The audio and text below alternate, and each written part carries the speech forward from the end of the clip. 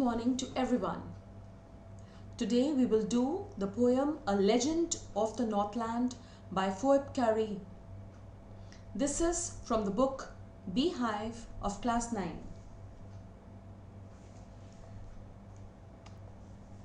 A Legend of the Northland is a ballad. A ballad is a poem narrating a story in short stanzas.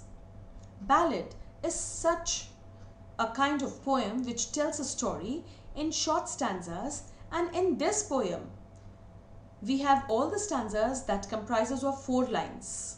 In total there are 16 stanzas in this poem, and these stanzas will tell us a story. Now this legend tells us a traditional and popular story that can be considered to be historical, but it is not authenticated. That means we don't know whether this story is a true story or not because of a supernatural element at the end of the story. Now here we have the poem. I'll read the poem, and along with reading I'll keep explaining you each and everything. I hope you all enjoy the poem, and after every stanza I will also be discussing with you the different poetic devices. So let's get started. Away, away in the Northland, where the hours of the day are few and the nights are so long in winter that they cannot sleep them through.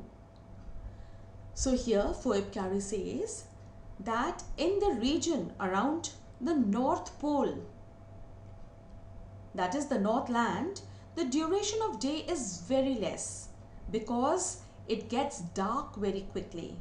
They have long winters. The people over there experience long winter season in which the duration of night, that is darkness, is very long, and a person cannot sleep so much.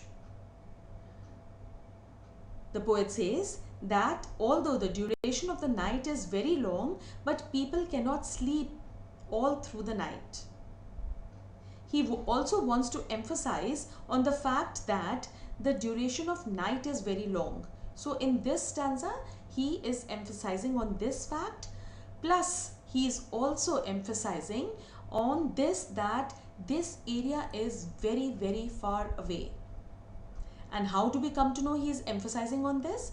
By the poetic device that he has used, that is repetition. In the beginning of the poem he has used the word away twice. So this is emphasizing on the fact that this area is very far away. The next poetic device is alliteration that we can see in the 4th line of the stanza, where the sound, consonant sound of th is being repeated in the words that, they, then and through. The rhyme scheme of the poem is ABCB, that we can see. The whole poem has got the same rhyme scheme. Stanza 2, where they harness the swift reindeer to the sledges when it snows, and the children look like bears' cubs in their funny furry clothes. So the poet goes on to say that in this Northland region, people experience severe cold conditions. The whole winter season they experience a lot of snow all around. The reindeer is an animal which is found in this polar region. People tie the reindeer to their sledges and then the reindeer pulls them. The poetess also adds that the children look like young ones of a bear because they wear funny clothes that are made of fur and which make them look like the little children of a bear, like the bear cubs. So let us see the poetic devices here. In the first line, we have again the th sound being repeated in the words they and the. In the third line, we have the sound L repeated in the words look and like. In the fourth line, we have the sound F repeated in the words funny and furry. In the third line, we see the poetic device simile being used. Now, when I was discussing about the sounds being repeated of the consonant sounds, these poetic devices are alliterations, right? In the third line, we see that the poet has made a comparison by using the poetic device simile. He says, and the children look like bear's cubs. So, he has compared the children who look like the bear's cubs. So the word like is being used, and when a comparison is made using the words like and as, it is simile. They tell them a curious story. I don't believe it's true, and yet you may learn a lesson if I tell the tale to you. Here Cary says that the parents or the elders of these children, they recite or narrate a story to them. The poet says that he doesn't know the story is true or not, but she feels that if we hear such a story and the message conveyed by the story, we will surely learn a lesson. In the first line, they is referred to the parents or the elders. Now let us see the poetic devices in this stanza. The sound th is again being repeated in the words they and them. This is alliteration. Again in the third line, we see L sound being repeated in the words L, learn and lesson. And in the fourth line, we see T sound being repeated in the words tell and tale. These are again alliteration. Stanza 4. Once when the good Saint Peter lived in the world below and walked about it preaching just as he did, So here Cary says that this story is about Saint Peter when he was alive and he used to go around the world preaching about Christianity and all other religious lectures. As we all know, Saint Peter was a follower of Jesus Christ and he used to go around the world preaching Christianity. Christianity is all about hope, faith and charity. So when Saint Peter was alive, it was at this time this incident took place. So let us move on. There is no poetic device in this stanza, and we all know that the rhyme scheme in the whole poem is ABCD. He came to the door of a cottage in travelling round the earth, where a little woman was making cakes and baking them on the hearth. So Phoebe says that when Saint Peter was moving around the world preaching, he reached the door of a cottage where a small woman was making cakes. She was baking the cakes in the fireplace. Hearth is fireplace. So when Saint Peter was very tired and he was going around the world, he reached a house where he saw this lady making and baking cakes. Now let us see the poetic devices here. In the third line, we have the word W being repeated. The sound of W is there, that is in where and woman. So this is alliteration. And in the fourth line of this stanza, we have the TH sound in them and the. Even at the end of hearth, we see the sound TH. So this is alliteration. Stanza 6. And being faint with fasting, for the day was almost done, he asked her from her store of cakes to give him a single one.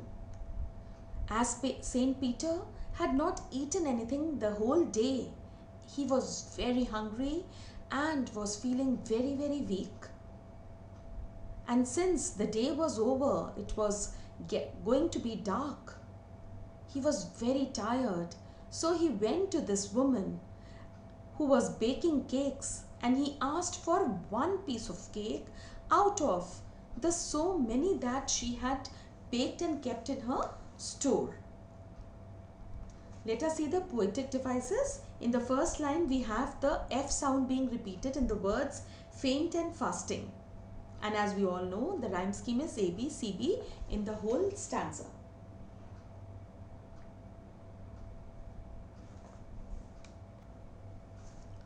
So she made a very little cake, but as it baking lay, she looked at it and thought it seemed too large to give away. Now this lady was a very greedy and selfish lady. She did not want to give a cake from her store. Instead, she started baking a very small cake for Saint Peter. She did not want to share her things. She did not want to give any cake from her own store. But now when she made the smaller cake, she looked at it and thought that this cake was also too big to be given away. She was such a miserly woman. Let's go on to the 8th stanza. Therefore she needed another and still a smaller one, but it looked, when she turned it over, as large as the first had done. So this miserly woman could not give any cake from her store, and she had made a smaller one, which again she could not part with. So now what she did, this little miserly woman thought that the cake was too big to be given away, so she started making another smaller cake. And when she looked at it, she again began to feel that it was as big as the previous one. Again, she was not ready to part even with the smaller cake. She was such a greedy and selfish lady. Now let us see the poetic device. We have just one poetic device, and that is in the 8th stanza. We have in the second line the sound S being repeated in the words still and smaller, and this is alliteration. Then she took a tiny scrap of dough and rolled it flat and baked it thin as a wafer. But she couldn't part with that. So then what she does, the third time, she took a very small amount of dough and rolled it. You know, we roll it with the rolling pin, as you can see in the picture. The poet says that she rolled and rolled to lay emphasis on the fact that she rolled the dough and made it as thin as a wafer. And then she baked it. But she was so greedy that she couldn't give even that thin piece of bread to the saint. Now let us see the poetic devices.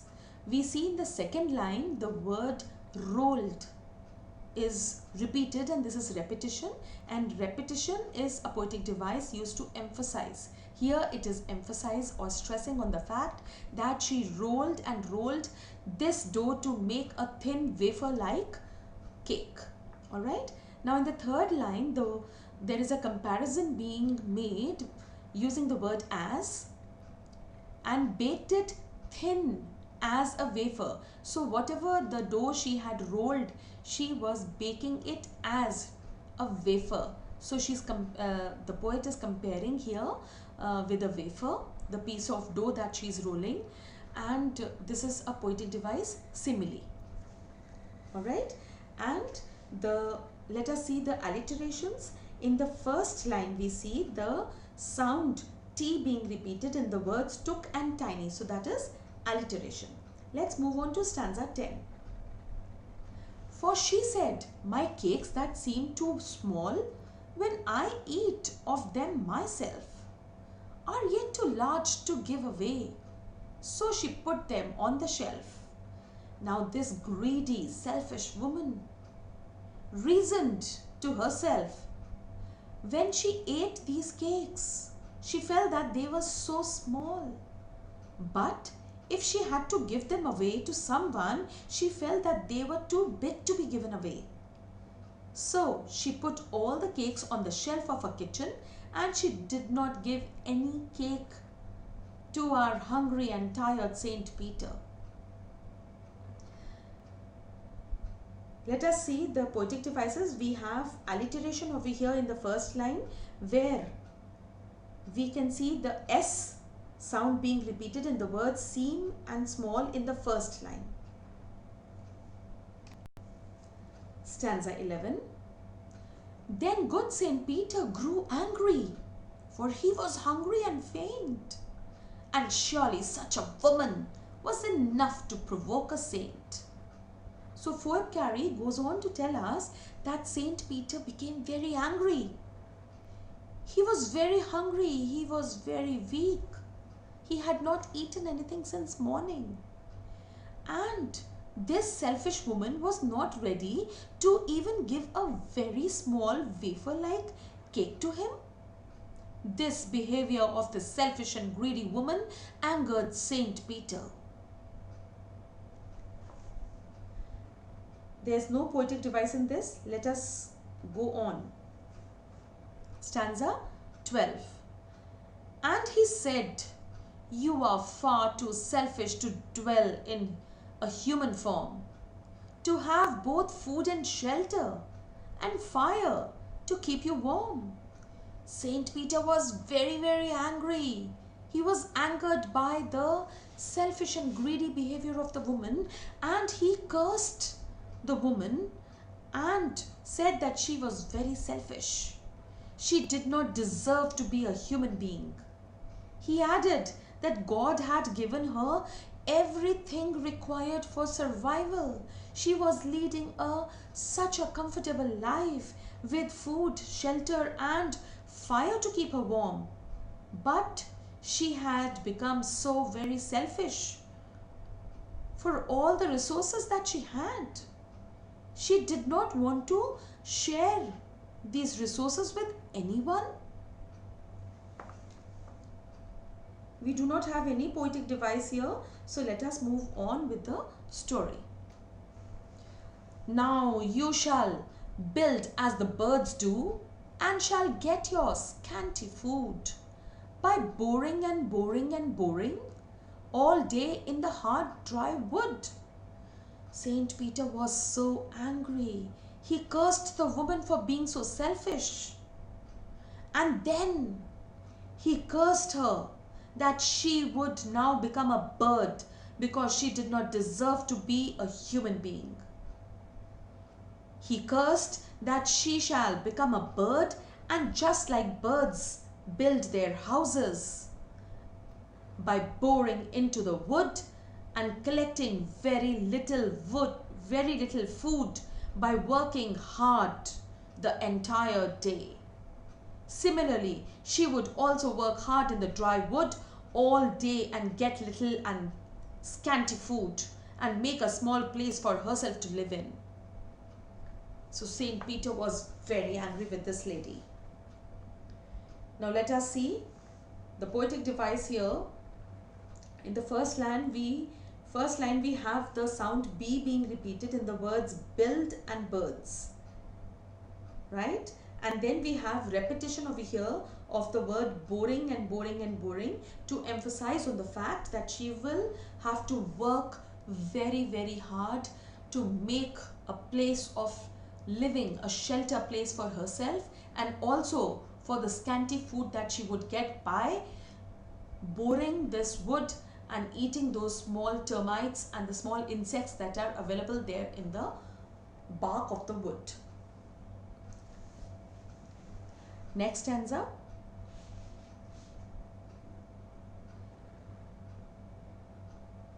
Then she went through the chimney, never speaking a word, and out of the top flew a woodpecker, for she was changed to a bird.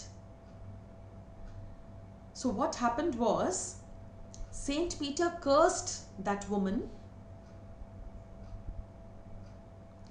and as soon as he cursed her, she did not get a chance to even speak or give an explanation, because that was the moment when she suddenly flew up to the roof, and out through the chimney she flew out in the form of a bird.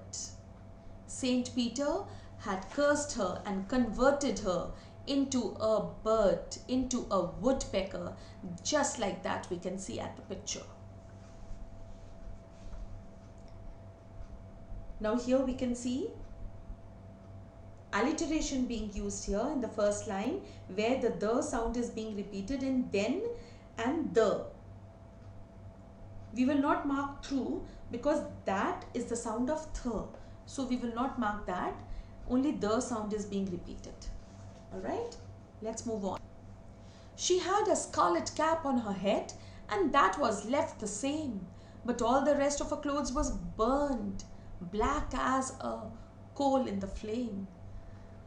Cary goes on to say that when the woman turned into a bird and flew out of the chimney, at that time she was wearing a red colored cap on her head. This cap was there on the bird's head also when she flew out of the chimney, although all the rest of her clothes had all burnt black like coal in the flame of that was there in the chimney. Now let us see the poetic devices available here. We have the comparison being made in the fourth line of the stanza, black as coal, and this poetic device is simile. So her clothes that had burnt by the flame have been compared to coal. Last stanza, and every country schoolboy has seen her in the wood, where she lives in the trees till this very day, boring and boring for food.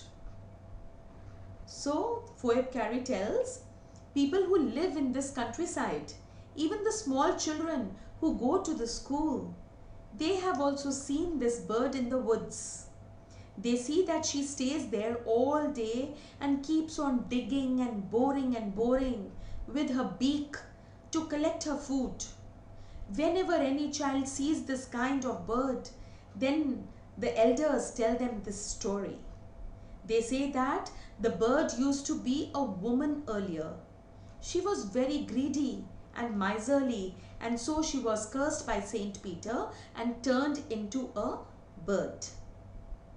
They get a teaching that they should never be selfish and greedy and should always share whatever they have with any and everyone.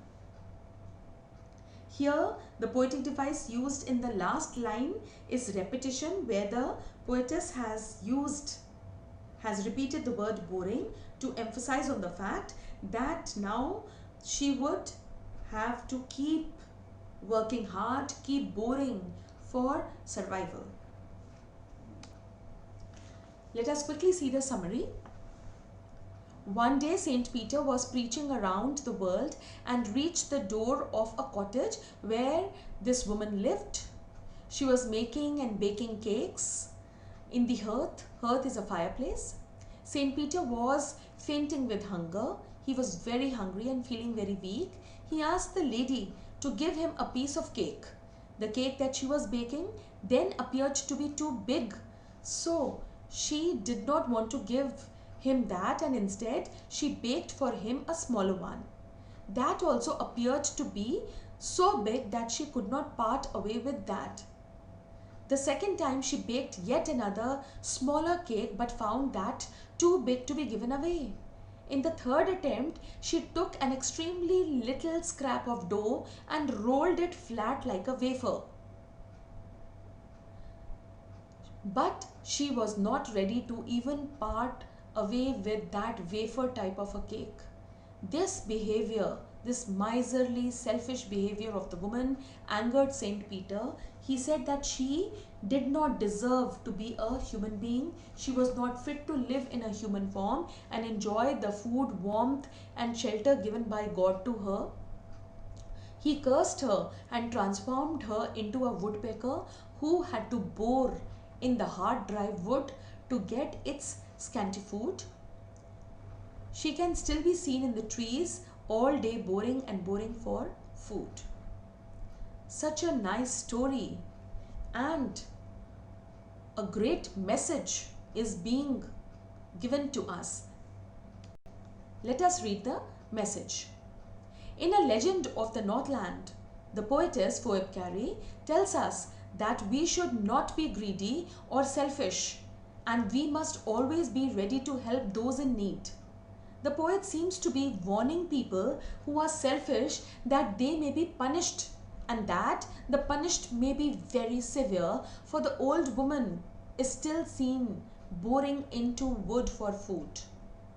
The poem conveys the message that as human beings, we should have positive qualities like affection, love, fellow feeling, sympathy, generosity, and a sense of sharing. The poet also brings forth the idea that people with negative, inhuman values like selfishness, greed, and cruelty are ultimately punished. I hope you enjoyed the video and understood it well. I have discussed all the poetic devices also, and if you still have any queries, please put it in the comment section. Also, give wonderful comments to me. It will be very, very encouraging. If you have still not subscribed my channel, please subscribe my channel and also press the bell icon for the latest notifications. Do take good care of yourself. Goodbye.